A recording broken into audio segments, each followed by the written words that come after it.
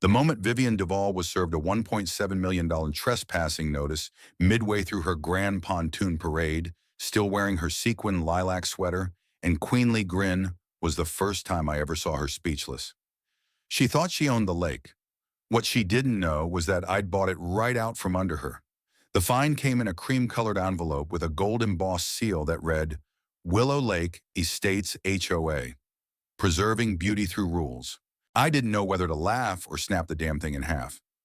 Inside, folded with bureaucratic precision, was a letter accusing me, Elliot Barnes, 66 years old, retired land surveyor, and known violet enthusiast, of violating Section 9B subclause D of the Willow Lake Floral Stewardship Committee's preservation protocols, that I had been recklessly operating a non-certified pontoon vessel in a designated aquatic conservation zone. Fine $5,000, due in 30 days. I read it 3 times, then flipped the paper over, half expecting a hidden camera crew to jump out of the bushes, shouting, "Gotcha?" But there was no prank, just HOA President Vivian Duvall's curling signature at the bottom, next to that of Charles Emery, the treasurer who once gave a 10-minute speech about proper soil pH at a block party. Let me back up. I moved here with my wife Marilyn 5 years ago, just before I turned 61. We wanted something slower, softer, quieter. Willow Lake had everything we were looking for: a modest, single-story house with a dock, a yard I could seed with native wildflowers, and a small man-made lake where we could drift on our humble little electric boat we named the Violet in honor of Marilyn's favorite bloom and the wild violets that grew along our shoreline. Those flowers meant something to us. They marked the place we retired, the place we healed after losing our oldest son, the place we taught our grandkids to bait a hook, where we toasted quiet anniversaries with plastic glasses of Chardonnay. And for the past 5 years, no one said a word about the Violet or our evening rides. That changed one perfect morning in mid-July. Marilyn was out visiting her sister in Raleigh, and I decided to take the boat out alone. The lake shimmered like glass birdsong echoing across the water, a breeze just strong enough to rustle the treetops. I had drifted to the middle near the southern cove, where the lilies bloomed thick when the sound of an engine broke the peace. It was a pontoon boat, larger, newer, louder, and decked out like a showroom model. The name stenciled on the side in gold script, Lady Lily. At the helm stood Vivian Duvall, clad in a peach-colored pantsuit and a sun hat the size of a serving platter. 2 other women sat behind her, sipping something sparkly and smug. I waved. She didn't wave back. "Mr. Barnes," she said, her voice sharp as cut glass, "are you aware that you're currently violating the preservation boundaries as outlined by the Willow Lake Floral Stewardship Committee?" I blinked. The what now? Vivian sighed as if I were a particularly slow student. The Floral Stewardship Committee, established to preserve the ecological sanctity of Willow Lake. These zones, she gestured vaguely, are restricted to certified vessels operated by approved members. "Vivian," I said calmly, "I've been boating here for years. I've never heard of such zones. I certainly never agreed to join any committee." "Well," she said, lips tight, "perhaps you should read your HOA newsletter more thoroughly. We've been very transparent." I wanted to laugh. Nothing about preservation zones was ever approved at the last meeting. She gave me a withering look. "Operational updates fall under executive discretion." Then she throttled the engine, sending a spray of water over my port side, and powered off toward the North Shore. I sat there stunned. Had I just been power-shamed on my own lake? Back on land, I went straight to the HOA bylaws. I still had the big black binder they gave us when we moved in: community covenants, restrictions, and guidelines. I flipped through every section from pet waste disposal to mailbox color compliance. No mention of the Floral Stewardship Committee. No lake zones. No mention of certified vessels. The only name tied to lake access was a general statement that all residents had equal non-exclusive use of common areas, including the lake. I double-checked online, nothing. The supposed update was nowhere to be found. Then came the letter. And the fine. I called the HOA office. A voicemail from Tiffany, the association's receptionist, chirped that all lake-related inquiries should be directed to Mrs. Duvall. I sent emails, no response. I showed up in person. Tiffany, all of 23 and terrified, told me Mrs. Duvall is currently in a board meeting. She's in a lot of meetings lately. I tried talking to Charles Emery, the treasurer. We ran into each other outside the florist's. I asked him point blank, "What the hell is the Floral Stewardship Committee?" He blushed so hard his ears turned crimson. It's, it's just a way to formalize care for the lake, he stammered. Beautification awareness, you know. I asked if the board voted on it. He mumbled something about executive privilege and walked off with a trembling bouquet of peonies. That night I sat on the dock and watched the last rays of sun disappear behind the treetops. The violets along the water's edge swayed gently, unaware that they had become pawns in some pastel dictatorship. My boat sat moored next to them, quiet, humble, and apparently criminal. I thought about paying the fine, just to end the nonsense. But the more I thought, the angrier I got. I wasn't some rule-breaking delinquent. I was a retired land surveyor. I'd spent my life untangling boundary lines, tracking easements, chasing deeds across dusty county offices in courthouse basements. I knew property law. I knew when something smelled off. And this reeked. So I opened my laptop, pulled out my surveyor's files, and started digging. By the time the sun rose the next morning, I had brewed 2 cups of strong black coffee, pulled out my old surveying maps, and turned the dining room table into a full-on war room. Marilyn returned home around noon and took one look at the Mess County plat maps, topographic surveys. My dusty laptop humming through public records, and raised an eyebrow. What did she do, she asked, already knowing. I told her everything. The pontoon confrontation, the made-up preservation zones, the ridiculous fine. Marilyn didn't say much at first, just nodded slowly and squeezed my shoulder. Then she muttered, "Well, they picked the wrong wildflower to trample. That was all I needed." My first move was to pull the original development documents of Willow Lake Estates. Years ago, I'd learned to start with the plat, those maps that show exactly how land was subdivided when a neighborhood was born. They told the real story, the one before the brochures and bylaws, before pastel-suited HOA queens started drawing fake borders.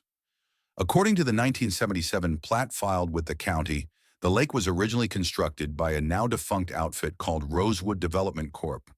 I remembered the name vaguely from an old article in a real estate journal about developers who collapsed during the 80s recession.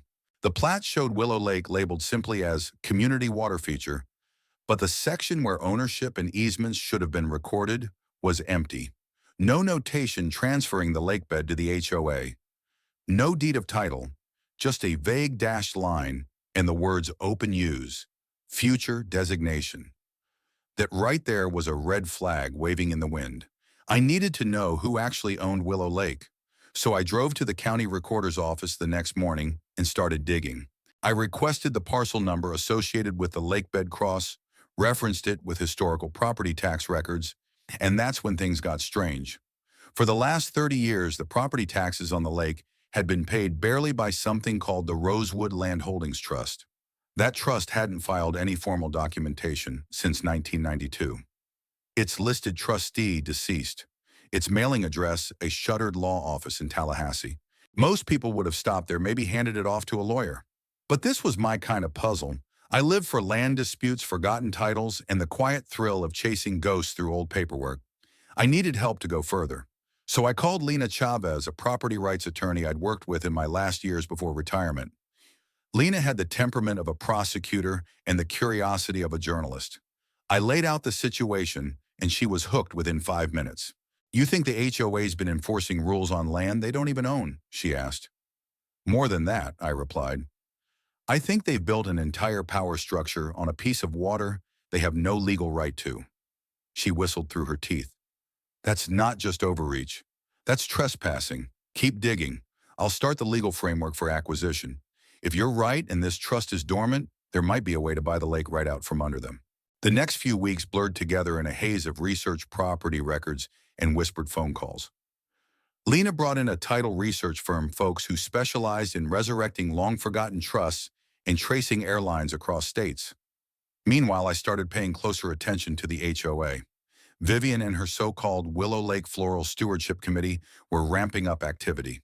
Every Saturday, I saw them parading across the lake with tiki torches, flower garlands, and matching jackets embroidered with their emblem, a blooming petunia crossed with a fleur-de-lis. They waved from their HOA-branded pontoon boats like royalty surveying their kingdom. They held members-only garden brunches on the water, complete with floating platforms and soft classical music echoing across the cove. and all of it, every moment, was documented by me. I bought a telephoto lens for my camera and filmed from my dock, from the walking path, even from my upstairs window. I logged names, dates, weather conditions. I noted which board members were present, who stepped onto which boat, how many coolers of white wine were loaded into each vessel. I wasn't just collecting photos, I was building a case. Marilyn called it my evidence scrapbook. I called it justice in the making. Then one morning, Lena called with news that made my heart skip a beat. "We found them," she said. "The surviving heirs of the Rosewood Land Holdings Trust, two brothers in Michigan and a niece in Idaho. They didn't even know the trust still existed." I asked the question slowly, already knowing the answer. Do they know the trust owns a lake in a high-end community? Lena chuckled. They had no idea. They thought it was just some swamp parcel left over from their grandfather's estate. One of them actually asked if you could get good duck hunting there. Over the next few weeks, Lena negotiated quietly on my behalf. I had her form an anonymous LLC, Violet Creek Holdings, to keep my name off the initial offer. The heirs, once presented with the records, verified the trust's ownership and agreed to sell. The price reasonable, considering they thought the land was useless. I paid in cash. Fast. No delays, no complications. Within a month, the transfer was recorded with the county. Just like that, I owned Willow Lake. Every square foot of it. Vivian Duval's so-called private floral preserve was now legally my water. I didn't say a word. Instead, I watched as the committee doubled down.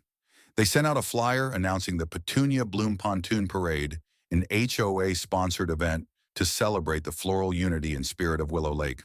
The flyer was full of florid language pictures of ribbon-draped pontoons and a smiling headshot of Vivian under the heading Grand Commodore of the Floral Fleet.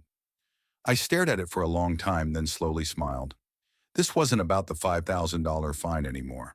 This was about reclaiming something deeper, about exposing the soft tyranny that takes root when no one asks questions, when neighbors look the other way, when people let power rest in the hands of someone who wraps exclusion in petals and calls it preservation. Vivian had no idea. She was about to parade her pastel empire across a lake she didn't own. But I did, and I had every intention of letting her sail straight into the storm. The morning of the Petunia Bloom Pontoon Parade arrived crisp and bright, with the kind of cloudless sky that made everything sparkle, especially the calm waters of Willow Lake, now legally mine. From the deck of our home mug of coffee in hand, I watched the spectacle begin to unfold just as I knew it would. Boats began lining up at the eastern dock before noon, most of them decked out in a chaotic explosion of artificial petunias, fluttering ribbon banners, and more pastel than an Easter parade in Savannah. The centerpiece of the entire affair, of course, was Vivian Duval's pontoon, proudly christened Lady Lily, now sporting a grand vinyl banner that read, "Willow Lake Floral Stewardship Committee presents Petunia Bloom Parade 2025. Vivian stood at the bow, a vision in lilac sequins white gloves and a matching fascinator perched at an improbable angle. She looked like she thought she was captaining the Queen Mary, not a deck boat with faux rattan cup holders. From where I stood, I could see her waving to residents already gathering at the shoreline with lawn chairs and coolers, some unaware, some indifferent, but a few, especially the ones I'd quietly shared the truth with, watching with narrowed eyes. I set my mug down slowly. Showtime. Just as the flotilla of flower-clad boats drifted into formation, mid-lake, my attorney Lena Chavez arrived at the Willow Lake HOA office with a folder thick enough to sink a skiff. Beside her was Mr. Conway, a quiet, broad-shouldered process server I had hired for the occasion. Tiffany, the beleaguered receptionist, looked like she might flee out the back door when Lena announced they needed to speak to Mrs. Duval immediately regarding a matter of urgent property rights and pending litigation. She's out on the lake," Tiffany stammered. "Today's the parade." Lena gave a calm, professional smile. "Perfect timing. It concerns the lake." With that, a radio call was made.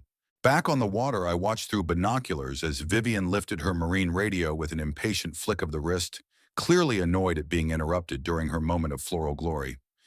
I couldn't hear the exchange, but I could tell the second she was told who was asking for her. Her smile faltered. Her jaw tightened. She barked a reply, shoved the radio into one of her committee members' hands, and stormed to the back of the boat.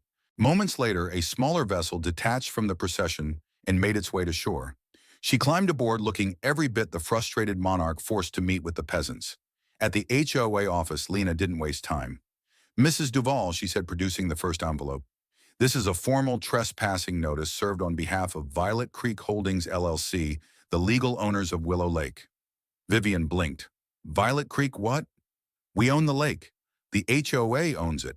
This must be some kind of—" "We also have the recorded deed," Lena continued, handing over a certified copy. "Filed with the county last month. Includes full title and riparian rights." Mr. Conway stepped forward and handed Vivian a second envelope. "And this," he said, "is your personal invoice for unauthorized use of private property and damages related to unpermitted commercial and recreational activity. Total owed $1.7 million. Vivian turned pale. Through the clubhouse windows, I could see her visibly shaking as she flipped through the pages. This is outrageous. Who are these people?" "You can't be serious," Lena, without missing a beat, said. "We are quite serious, and you might want to advise the rest of your board to check their mailboxes. Each of them is being served individually as well." The fallout spread faster than a July wildfire. By mid-afternoon, news of the legal ambush had made its way back across the lake. The parade had stalled. Boats drifted aimlessly, committee members clutching their parasols and paper flower centerpieces in confusion. I watched from my dock as Charles Emery received his envelope with trembling hands and immediately sat down on a nearby bench, head in his hands. The other board members followed suit, pale, stunned, silent. That evening, the HOA called an emergency closed-door meeting. Thanks to a few well-placed neighbors who were growing increasingly disillusioned with Vivian's reign, I received updates in real time. The HOA's own attorney, Mr. Donald Mathers, who apparently hadn't been consulted at all about the Floral Stewardship Club, had already pulled the deed records himself. He confirmed it grimly. Violet Creek Holdings, LLC, formed, legally owned the lake outright. The HOA had been operating on a long-standing assumption. There had never been a transfer of title.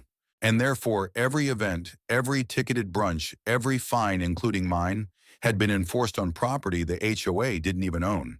There was no defense, no cover, only consequences. Vivian attempted to rally, blaming vague paperwork and loopholes, calling Violet Creek a predatory land snatcher. But Mathers shut her down quickly. "If we fight this in court, we lose. Badly. And our director's insurance won't cover willful overreach. Not after this." Charles Emery reportedly looked like he might cry. 3 days later, at a full community meeting, packed tighter than a 4th of July potluck, Lena stood before the residents and laid everything out. Calmly, professionally, unshakably. She walked through the documentation, the property records, the dates. She passed around copies of the deed maps showing the legal boundary lines and photos of the lake events, dozens of which I'd taken. Then she paused. "And now," she said, "the principal of Violet Creek Holdings, LLC would like to say a few words." I stepped forward. The silence was instant. Then a collective gasp rippled through the room. Vivian, seated near the back, gaped as if she'd just seen a ghost, her gloved hand frozen midair, clutching a pearl-dotted pen. "I didn't buy the lake out of spite," I began. "I bought it out of principle. A $5,000 fine for taking my own boat on the water was absurd enough. But when I discovered that the very foundation for those fines, the so-called Floral Stewardship Committee, was built on a lie, I knew something had to be done. Not just for me, but for everyone here who's ever been silenced, excluded, or overruled." I told them about the trust, the research, the quiet purchase, the documentation. This was never about revenge, I said. It was about truth, about setting things right. Then I made the announcement that turned the room. "I'm donating a portion of the settlement funds to establish the Willow Lake Community Trust. It will oversee lake maintenance, ensure environmental health, and guarantee fair and open access to every resident of this community. The lake is no longer under the thumb of a committee no one voted for. It is no longer a stage for favoritism or exclusion. It is yours, ours again." There was silence at first, then applause, then cheers. People stood up. A few had tears in their eyes. Even Charles Emery clapped, looking 10 years older, but lighter. Vivian did not speak. She stood and walked out midway through the applause, her fascinator slightly askew. She resigned that night. 3 other board members followed suit within the week. A new interim board was elected before the month was out, composed of residents who had never once been invited to brunch by the Floral Committee. The audit that followed revealed sloppy financial records, thousands spent on catered lake events, costume reimbursements, and decorative boat expenses, all routed through an unapproved beautification fund. Nothing overtly criminal, just arrogant, wasteful, petty. Vivian and her husband quietly sold their home and moved to a gated community across town, one without a lake. Now Willow Lake is quieter again, but better. Real. The violets I planted still bloom along the dock, their purple petals catching the morning light just as they always have. But now neighbors stroll by and smile. Boats drift peacefully, no longer divided by invisible lines. And every time I step onto the violet, I remember that dignity is worth defending, even if it means buying a lake to do it.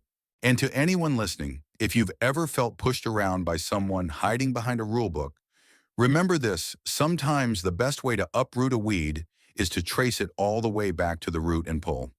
Sometimes the biggest battles in life don't involve shouting matches or courtroom drama. They begin with a quiet voice saying, "This isn't right," and the courage to dig deeper. Elliot Barnes didn't seek conflict. Like many of us, he just wanted peace, an honest life, a good home, and the freedom to enjoy the simple pleasures he'd earned through years of hard work. But when someone in power decided to twist rules and invent authority for their own ego, he didn't fold. He did what so many overlook. He paid attention to the details, stood his ground with grace, and let truth do the heavy lifting. The lesson here is clear: know your rights. And don't let titles, committees, or pearl-wearing authoritarians intimidate you into silence. Authority without accountability is just tyranny dressed in a suit. Whether it's a fine, a fabricated rule, or a subtle exclusion from something that should belong to everyone, injustice doesn't always arrive with sirens. Sometimes it floats up in a pontoon boat with a clipboard and a smile. Elliot didn't just win back the lake. He restored balance. He turned private frustration into public reform. He reminded his neighbors, and maybe all of us, that principles still matter and that justice can be quiet, strategic, and powerfully elegant. You don't need to be loud to be strong. You just need to be determined, informed, and unwilling to back down when you know the truth is on your side. To those watching, if you've ever felt small in the face of unfair power, whether in a neighborhood meeting, a workplace, or your personal life, remember this story. Sometimes the people who seem the most ordinary carry the deepest resolve, and sometimes the most outrageous overreach collapses under the weight of a well-documented deed and a refusal to be dismissed. On behalf of everyone here at US Justice Story, thank you for tuning in. We hope this tale of quiet defiance and unexpected victory inspired you as much as it inspired us. If you've ever had to stand up to injustice in your own backyard, or if you just love seeing fairness win, drop a comment and let us know where you're watching from. Don't forget to like, subscribe, and ring that bell so you won't miss the next true story of when the underestimated decided enough was enough. Until next time, stay informed, stay principled, and never underestimate the power of standing your ground.